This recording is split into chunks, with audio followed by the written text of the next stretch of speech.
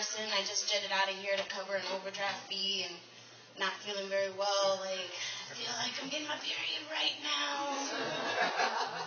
Right now. So it's just, you know, things are getting real for me, you know. It's real. So I wanted to share with you some stories about my mother, who, in my eyes and in light, is a good, strong Puerto Rican woman. You know, like a lot of us in this room are. Give it up to yourselves. So she's a good, strong Puerto Rican woman. You know, she was always a single mother by choice. You know, mejor que estar sola que mal acompañada, right? Which roughly translates to, I can do all that by myself, right? And so it was always just me and her. And before I went to bed every night, she would sing to me, you know, you and me against the world, you know, Kermit the Frog, you and me against the world. So it was just her and I, and she wanted to show me the world the way that she wanted to, the way that she saw it in her eyes. And Chicago was getting really rough in the 90s, you know, you were fighting some queens and shit, you know, there was some gang initiations going on in the 90s, you know, they were doing all kinds of crazy shit, crime was up, violence was up, and that was not the life that she wanted for her little girl, because it was always just going to be her and I, me and her, sola. So what we did was we packed up all of our clothes that was going to fit into this 1989 Lincoln Mercury Tracer, and that's a 2-door hatchback. And we packed that shit up with all of our clothes, anything we could fit, and we got on the road. We got on the road, and a good, strong Puerto Rican woman knows how to do just about anything to get just about anywhere. So we end up in California, and she would wallpaper hotel rooms just so I could lounge poolside like a celebrity. Hi, Mira. You know, real fancy. Walking down the streets, I'm a celebrity. I'm in California, bitch, yes. You know? And when we were done there, she would open up a map, do one of these things, and boom, we're in Santa Fe, living it up like the ending scene of Waiting to Exhale. We got no money.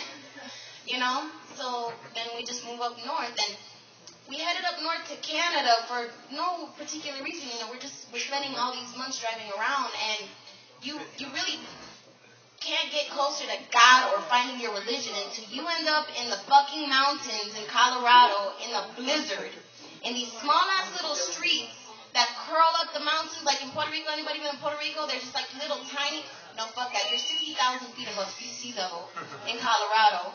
Boulders coming down, avalanches coming down. There's zero visibility outside of this car, and we in the car popping jokes. You know, singing songs, doing scenes from favorite movies, name that actor. She never let me see her sweat. She never let me see her without a smile on her face, or joking, laughing. She told me all the time, you can't let anybody see you break, mama. Don't let them see you break. It's just me and her against the world, you know? So we're driving around, and this good, strong Puerto Rican woman never breaks. But the fucking TV does, the only TV that we own. And the fucking car we're riding around in Houston, Texas, of all fucking places. Houston, fucking Texas. What are 2 Puerto Rican women gonna do in Houston, Texas? So we settled down there for a little bit. She tries dating, and it's just me and her. There's no room in our lives for men, and they know this shit. They are so temporary. It's just me and her. And what happens with single mothers and daughters is that when you become a parent, your whole soul and your life and your blood and your tears and everything good and bad just pours into your child. You know, your child becomes an extension of you, right? You know, your child becomes a reflection of you. You could look at your kid one day and see all the good shit in you, and then you could look at your kid another day and see all the bad shit that you wish stopped with you. All the shit that you wish did not carry on, that wish you didn't have in your blood, that wish you didn't give on and pass on to your kid, right?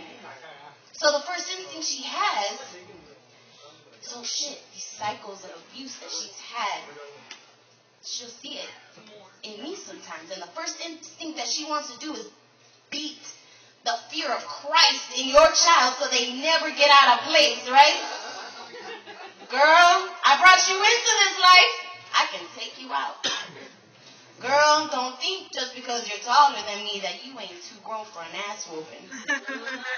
Girl, don't think you're too grown to go to school with a bloody lip. See, on most days, my mother was a good, strong Puerto Rican woman. But when a Puerto Rican woman breaks, so do some cups, so do some plates, so do some picture frames and some bones and everything else in the fucking arm's reach. And there were some voids that I just couldn't fill in her life. Big voids. And just like, water creates canyons, alcohol just took over and made those voids even bigger. And a good, strong Puerto Rican woman lost her laughter, lost her joy, lost smiles.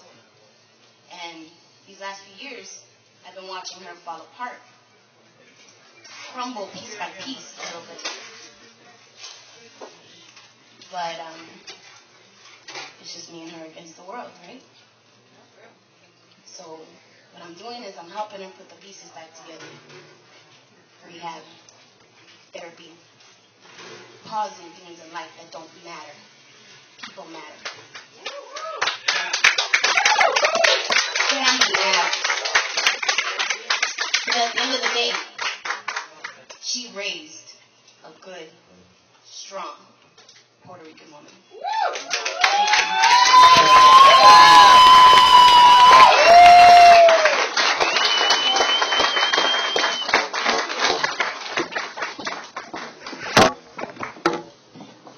My Aunt Doris leans over and she's like, this woman's gonna make me cry right now. For real. Straight up. Man. Give it up for mamas. Can we just guys go, woo, mamas? Yeah. Thank you, Melissa. We have one last performer. And I want to thank James Wheeler. They're going to be playing right after Keith gets off stage. And I say you stick around and listen to some dope fucking blues. Hang out, talk to us, talk to the storytellers, tell them what you thought, share your stories. We're here kicking